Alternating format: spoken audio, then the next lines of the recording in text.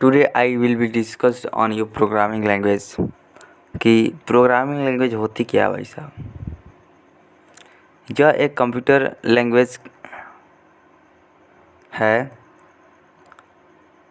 इस लैंग्वेज का इस्तेमाल सॉफ्टवेयर और प्रोग्राम लिखने के लिए किया जाता है। कंप्यूटर के अंदर आप जितने भी सॉफ्टवेयर और मोबाइल में भी जितने एप्लीकेशन देख रहे हैं वो सारे प्रोग्रामिंग लैंग्वेज के ज़रिए बनाए जाते हैं।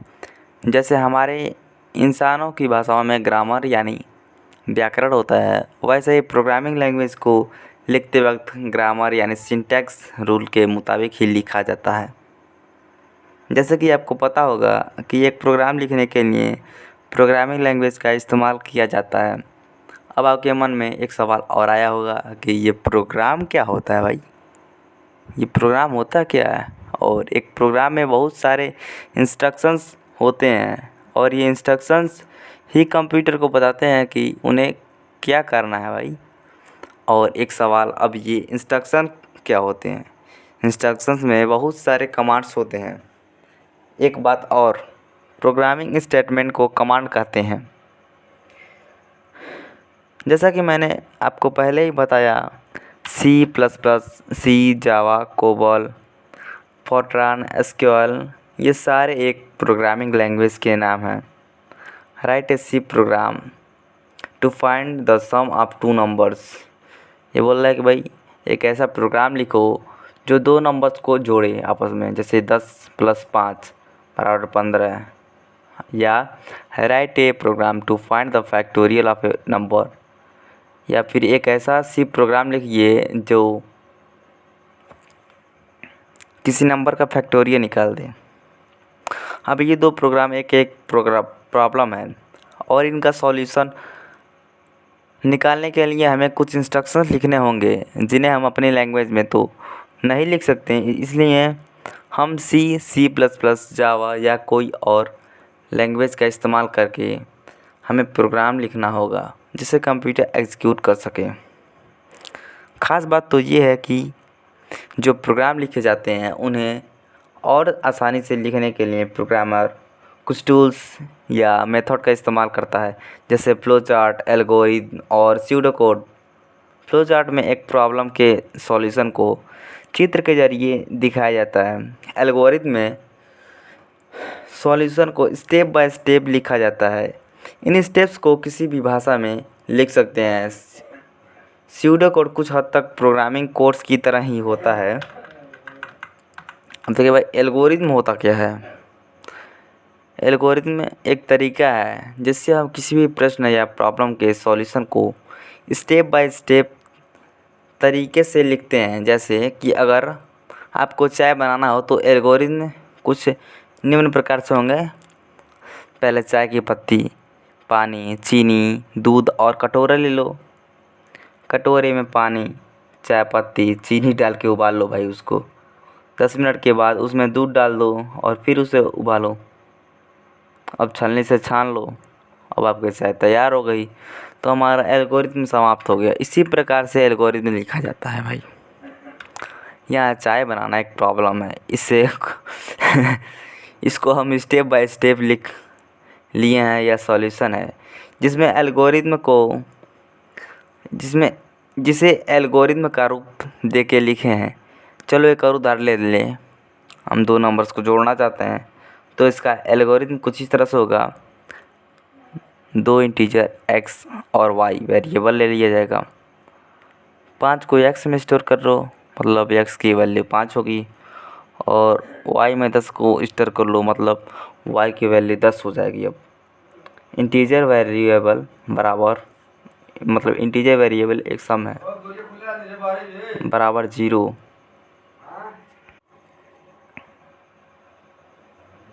अब x और y को जोड़ के सम वेरिएबल में स्टोर किया जाएगा।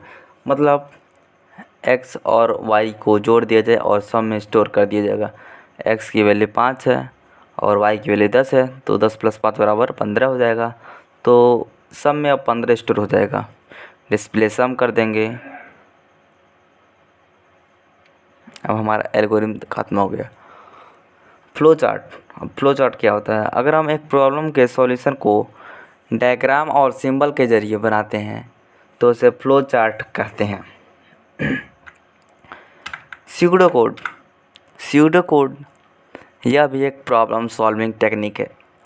यह दिखने में तो एक प्रोग्राम जैसी होती है, लेकिन स्यूडो कोड लिखने के बाद एक प्रोग्राम को लिखने में बहुत बड़ी आसानी होती है, जिसमें हम प्रोग्राम के जैसे ही if, else, print, input, output जैसे शब्दों का इस्तेमाल करते हैं। यह तीनों मेथड, एल्गोरिथम, फ्लोचार्ट और स्यूडो कोड एक प्रोग्रामर के द्वारा इस्तेमाल किया जाता है, जिससे प्रोग्रामिंग लैंग्वेज में प्रोग्राम लिखते वक्त कोई एरर नहीं हो। तो अब शायद आप अच्छे से समझ गए होंगे इसके डेफिनेशन को कि प्रोग्रामिंग लैंग्वेज होती क्या है। बेसिकली प्रोग्रामिंग लैंग्वेज एक ऐसी भाषा है जिसका खास इस्तेमाल कंप्यूटर को कुछ इंस्ट्रक्शंस देने के लिए किया जाता है, जिससे कंप्यूटर कोई कार्य कर सके। आजकल की दुनिया में जितने भी प्रोग्रामिंग लैंग्वेज हैं वो सारे हाई लेवल प्रोग्रामिंग लैंग्वेज के प्रकार में आती हैं। इसका मतलब ये हुआ कि इन भाषाओं के कई प्रकार भाग किया गया है भाई। तो चलिए अब जानते हैं कि programming types of programming language या प्रोग्रामिंग लैंग्वेज के प्रकार। आप अब तक तो जान ही गए होंगे कि कंप्यूटर भाषा होती क्या है। प्रोग्रामिंग लैंग्वेज के प्रकार। प्रोग्रामिंग लैंग्वेज दो प्रकार के होते हैं, लो लेवल प्रोग्रामिंग लैंग्वेज या मशीनी लेवल प्रोग्रामिंग लैंग्वेज या binary level programming language. Binary language high level programming language दूसरा है। अब लो लेवल प्रोग्रामिंग लैंग्वेज क्या होती है या मशीनी लैंग्वेज। यह भाषा कंप्यूटर को बड़ी आसानी से समझ में आती है, या बोल सकते हैं ये मशीन यानी कंप्यूटर को समझ में आने वाली भाषा है, या फिर इसमें लिखे गए सारे प्रोग्राम्स कंप्यूटर डायरेक्ट समझ जाते हैं। ये कंप्यूटर की करीबी और इंसानों को कम समझ में आने वाली लैंग्वेज होने के कारण इसे लो लेवल लैंग्वेज कहते हैं। इसे मशीनी लैंग्वेज भी कहते हैं और बाइनरी लैंग्वेज भी कहते हैं। इस लैंग्वेज में लिखे गए सारे programs instructions computer direct execute करता है। इस लैंग्वेज में लिखे गए इंस्ट्रक्शन को समझने के लिए कंप्यूटर को कोई ट्रांसलेटर या कन्वर्टर की आवश्यकता नहीं होती है। जैसे हमारे प्रधानमंत्री देश विदेश घूमने जाते हैं मोदी जी, तो वहाँ अपनी भाषा हिंदी में सब कुछ बोलते हैं, परंतु इंग्लिश वालों को तो हिंदी आती नहीं, इसलिए वो एक ट्रांसलेटर रखते हैं, जिनका काम है कि जो भी मोदी जी हिंदी में बोलते हैं उस भाषा को इंग्लिश में ट्रांसलेट करे भाई। वैसे ही computer low level programming language को डायरेक्ट समझता है। इसलिए अगर हम बात करें हाई लेवल लैंग्वेज की, तो इसे कंप्यूटर डायरेक्ट नहीं समझता है, इसलिए ट्रांसलेटर प्रोग्राम्स का इस्तेमाल किया जाता है।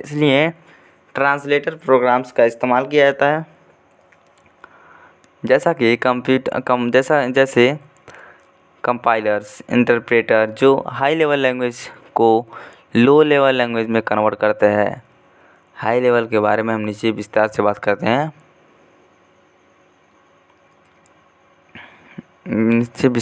करेंगे। लो लेवल लैंग्वेज भी दो प्रकार के होते हैं भाई। कौन कौन से होते हैं? अब मशीनी लैंग्वेज, असेंबली लैंग्वेज। मशीनी लैंग्वेज क्या होता है? इस लैंग्वेज में लिखे गए सारे इंस्ट्रक्शंस कंप्यूटर्स सीधे एग्जीक्यूट करता है। इसे बाइनरी लैंग्वेज भी कहते हैं, क्योंकि जो भी प्रोग्राम या कोड या इंस्ट्रक्शंस मशीन लैंग्वेज में लिखे जाते हैं वो सारे 0-1 में लिखे जाते हैं, इसलिए इनका नाम भी बाइनरी लैंग्वेज है। अब थोड़ा ध्यान से समझते हैं कि इसे मशीनी लैंग्वेज क्यों बोला गया। इसका कारण यह है कि कंप्यूटर यानी मशीन की लैंग्वेज है, इसीलिए। अगर हम दोनों में अंतर देखें हाई लेवल लैंग्वेज और मशीनी लैंग्वेज में, तो हाई लेवल लैंग्वेज लिखे गए प्रोग्राम्स हमें जल्दी समझ आते हैं, लेकिन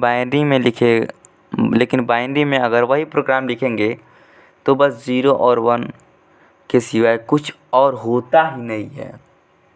कंप्यूटर के लिए 1 का मतलब 5 वोल्ट, कंप्यूटर के लिए 1 का मतलब +5 वोल्ट होता है और 0 का मतलब 0 वोल्ट होता है।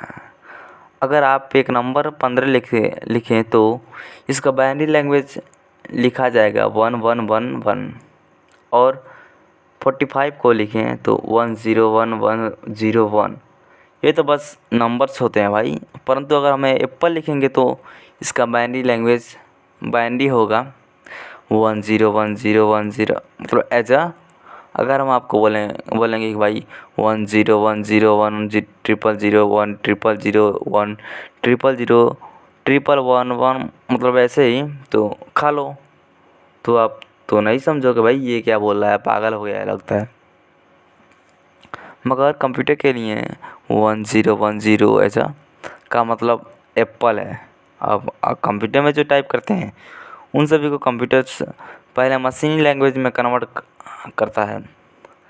मशीन मतलब बाइनरी लैंग्वेज को थोड़ा और इम्प्रूव किया गया, जिसके बाद और एक लो लेवल प्रोग्रामिंग लैंग्वेज बनी जिसका नाम था असेंबली लैंग्वेज। तो चलिए चलते हैं, अब से विस्तार से पढ़ते हैं असेंबली लैंग्वेज क्या होता है।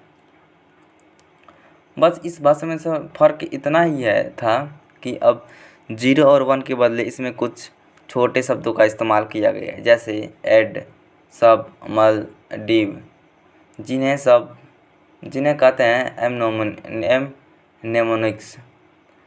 नेमोनिक्स के इस्तेमाल से ये भाषा हमें समझने में थोड़ा आसानी होने लगी, क्योंकि इसमें 0 और 1 के बदले में इंग्लिश शब्दों को इस्तेमाल किया जाता था। नीचे छोटा सा असेंबली लैंग्वेज में लिखा गया प्रोग्राम है, देखते हैं। Start LDA B,10 and STA 5 add B output A stop. इस असेंबली प्रोग्राम में 10 और 5 को ऐड किया गया है और फिर उसका रिजल्ट आउटपुट किया गया है। शायद आपको इतना तो समझ में आ गया होगा कि अभी इस प्रोग्राम को कंप्यूटर में एग्जीक्यूट नहीं कर सकता। कारण है ये बाइनरी यानी मशीन लैंग्वेज में नहीं है, इसलिए असेंबली लैंग्वेज को मशीन लैंग्वेज में कन्वर्ट करने की आवश्यकता है। इसलिए इसके लिए एक सॉफ्टवेयर प्रोग्राम को इस्तेमाल किया जाता है जिसका नाम असेंबलर है। असेंबलर जो कि असेंबली लैंग्वेज को यानी बाइनरी यानी मशीनी लैंग्वेज में कन्वर्ट करता है। अब ऊपर वाले प्रोग्राम्स, ये वाले में एक लाइन जैसे कि LDA था और दूसरा B,10 LDA को कहते हैं।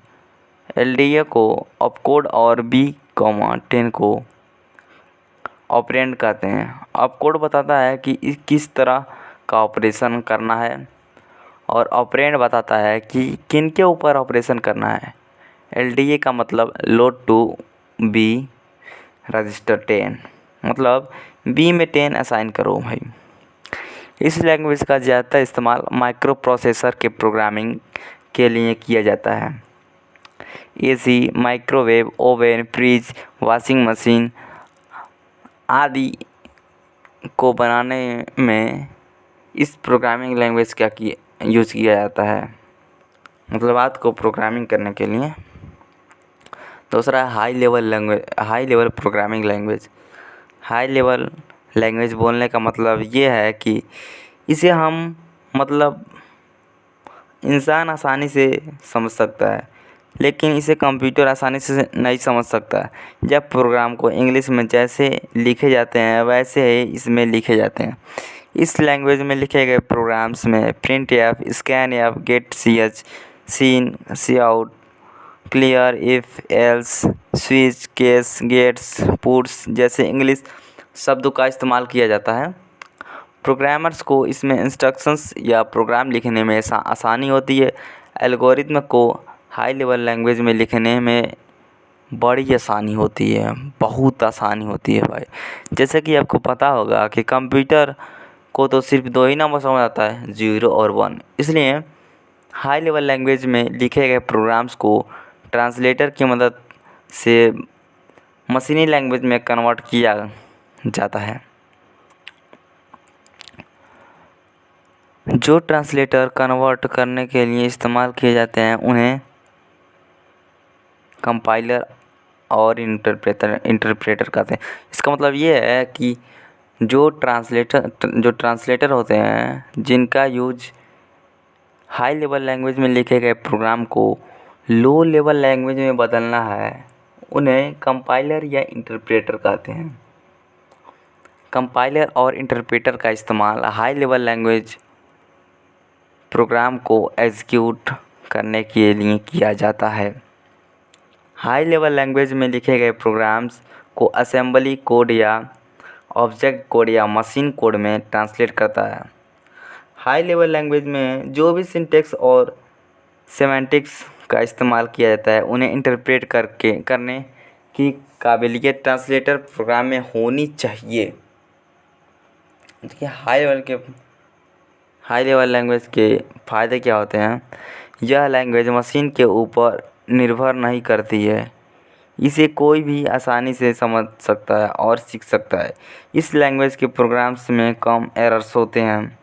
सॉफ्टवेयर बनाने के लिए इस लैंग्वेज का इस्तेमाल किया जाता है, जैसे C++, जावा, .NET, VB.